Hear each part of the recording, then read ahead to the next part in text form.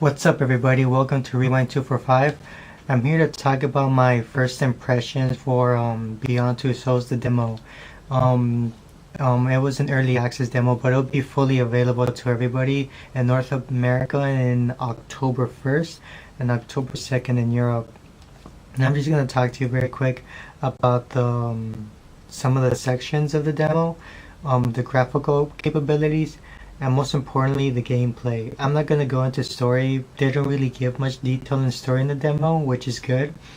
Just a little bit, but there's nothing like game breaking or like spoilery in the demo. It's just mainly gameplay driven. Um, but anyway, the three sections of the game they take you in is the experiment. The first one is the experiment, and this is in when Jodie, the main character, Ellen Page's character, is when she's a little girl, and they're experimenting on her. You probably seen this gameplay at some point. It was one of the first gameplay videos they showed for it. It's basically like a. It also uses Aiden, Jodie's spirit or whatever spirit character, the little spirit. Yeah, is you probably seen it. It's like a little test kind of chamber, and you need to select like what is the right pattern the other person has, and then later on you just cause chaos or whatever. The second part is a little practice on the combat. You probably also seen this at some point.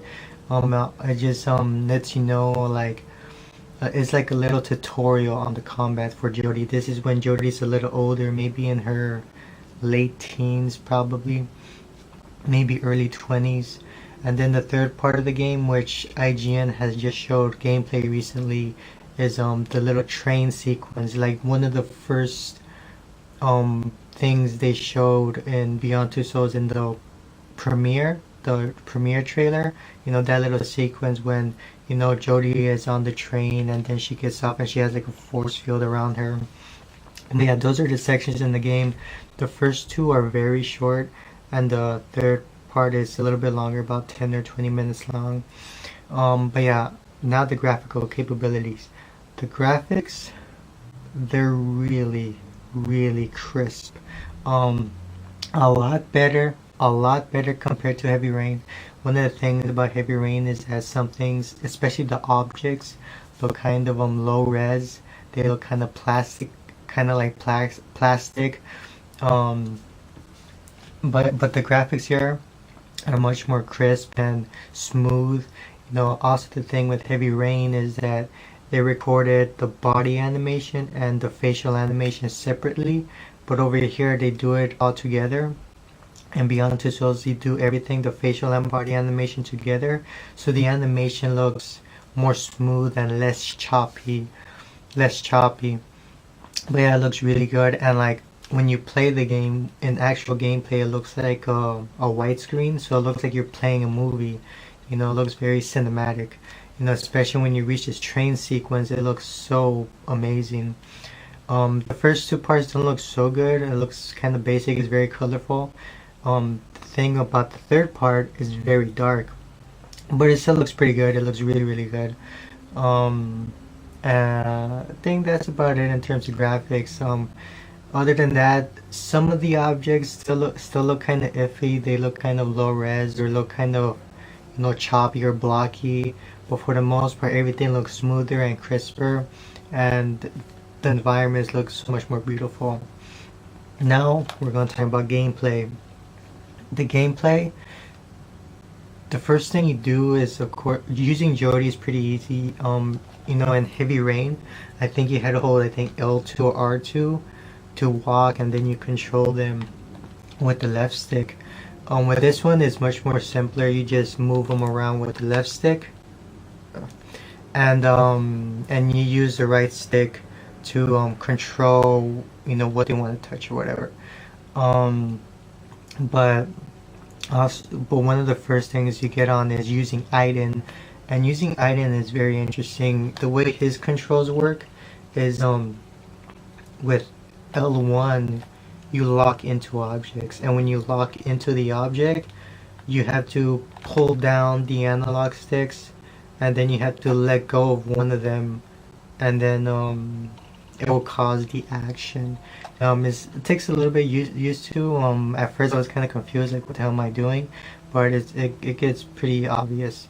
And then there's other sequences when you want to mind control someone, you lock them down with L1, and then you spread the controls to their sides, and then that's how you control them. And then if you want to choke them to death, I think you squeeze them together, and you also squeeze them together to create a force field for Jodie. And you use R1 to move up, I believe, and R2 to move down, and L2 is to make like a 180, angle, so he can look the other direction more quickly rather than you going around. But yeah, using Aiden was really interesting. I really liked using him. The first he's kind of like, it's like with him you could cause chaos. With Jodie, it's mainly more combat and a little bit more tense. But with Aiden, you could just like cause mass chaos. But yeah, in the second part of the demo, you start focusing on the combat, like punching and blocking, and it's kind of like Heavy Rain, where it's kind of like when you just use the left stick. But this one's a little bit more simpler. But with that said, it's a little bit more intense because it doesn't tell you what to press. You need to figure it out, sort of. It sort of gives you like a prompt, like it gives you like it gives you like a little prompt on how to maneuver these. But in some occasions, it'll be kind of difficult to figure out what do I need to press, because it's basically left, up, right, and down.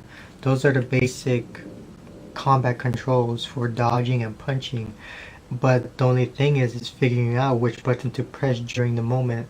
When it does happen, everything goes slow motion, and you need to figure out which button. Sometimes it's very easy, like if she's punching right, then it looks left over here. But if she's punching right, then you press right to punch, and if she's punching left, you press left. If it looks like someone's gonna punch you and she's about to duck, then you press down. But there's some occasions, there was one occasion in the demo where the camera was on the right side, but Jodie was punching on the left. And that was a little bit weird. I'm like, I just went right, that's just what I went with, and that was the correct one. And so with that said, it also depends on the way the camera is angled, because if the camera gives you because at the end of the second part of the demo, the last maneuver you do is a kick, like an upper kick, and I had a hard time figuring out like which button was that, because I thought it was up because you're doing an upper kick. That wasn't the case. I tried down. That wasn't the case either. But then I saw the way the camera looked, and the camera was on the right side, and she was kicking with her right leg, I think. And so the answer was the right side of the stick, right? But yeah. And then when you get through the section with the train, IGN already put gameplay of this, but I'm not gonna show any gameplay for the sake of spoilers. That sequence, at first it starts simple, like press up to like press the button to move forward, but then there's some points where it gets a little bit more challenging, like a little bit, not too much. Some of it is very obvious, but like if you're able to get out of the train and go on top of it, then there's a combat sequence, and that's when things get really intense, and like you're like punching multiple people at the same time. It's intense because you don't know which button to press right away, and then later on you're running away from them. Before that, if you've seen the trailer, Jodie kind of creates this force field, and whenever Jodie needs help, she calls in Aiden, and then that's when Aiden does whatever he does to help. And like I said earlier, the force field is to hold L1 and put the analogs together. And it's really cool, like the music and the way the sound is. It's like it kind of like gives you shivers, at least for me. Like I was like jaw dropped. Like it looks so good. The animations look so good. And then there's a certain point in the game where you're fighting these dogs, And that was also kind of challenging. Like the first time I got bit a couple of times, but on my third playthrough, I was able to do it pretty solid all the way through. Um, but yeah, that's pretty much for the gameplay. The last thing I want to talk about is his branching storytelling, and in that train station part, there are two ways of going about it. You could go about it with ease, whether you're punching all the guys and you're able to go away scot-free, or it could happen when you actually get catched and then you're put in a little room, and then you need to figure out how to get yourself out there. So my first playthrough, I was able to go away scot-free. I didn't get caught once. You know, I messed up a few times with the combat, but I was able to get out. Um, and then on my second playthrough, I'm like, okay, let's see what happens when they fuck up, when they mess up. And yeah, I'm not gonna say anything, but yeah, you basically get caught, and you need to figure out a way to get out. And once you figure out your way to get out, then that's when the demo continues, in where you're starting to run away from the cops, and then you go to the part where you're fighting the dogs. And in that part, I try to purposely not do well to see what would happen. And yeah, like I got caught twice, and now you're put inside a police car, and then then you need to figure it out how you're gonna escape now. And then once you figure that out, you continue where the demo usually ends up. Over there, right after that cop car sequence, you end up in the motorcycle, which is kind of funny because Jodie's so small and the motorcycle's humongous. And then you end up at the very end, like, even though there's different ways sort of to go about it, whether you get caught or not, it sort of ends up in the same place. Like, even though, like, it's good to have like another alternative, like what would happen if you do mess up terribly and you end up getting caught. There is a chance to redeem yourself. And like at the very end, you're like surrounded by cops. And in the first time I did it pretty good, I was kind of confused because like Jodie kept on saying, Aiden, you need to do something. And I couldn't figure out what to do. And then she says, oh, you need to get rid of this guy. And then I did that, and it went well. But then this and my second playthrough, I wanted to see what would happen if I did nothing at all. And nothing really happens. You have to take out that one guy in order to continue the game. There's really no alternative at the very end of the game. But I guess that's the way the game is played out for the sake of surprises or anything. But yeah, overall, I was really impressed with it. I was kind of iffy about it because I've been hearing the controls are kind of odd, but I think the controls are good. I mean, I think using Aiden is very cool, and it feels very empowering when you use them. It's like you flip the table, you could flip these cars, you could control people, you could blow shit up.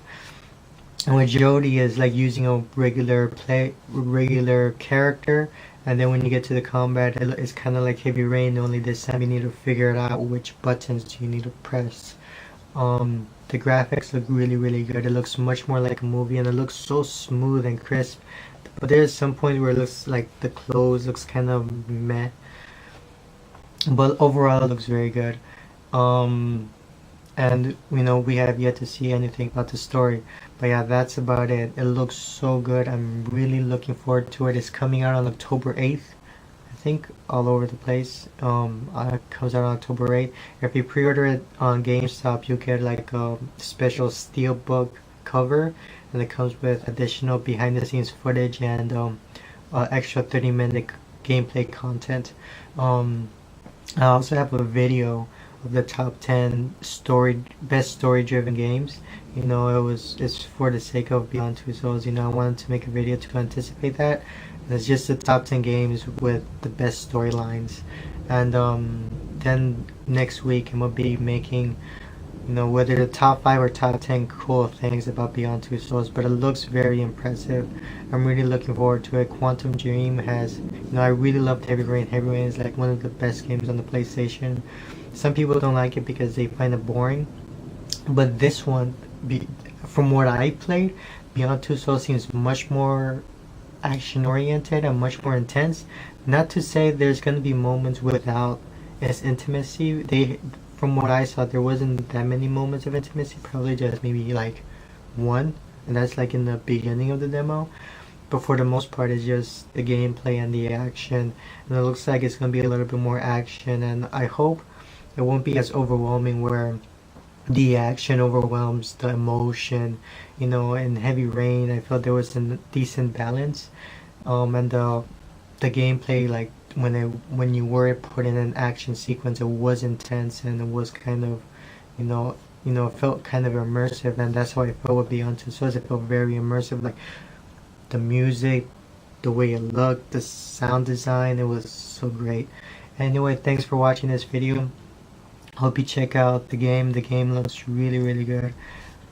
See you next time.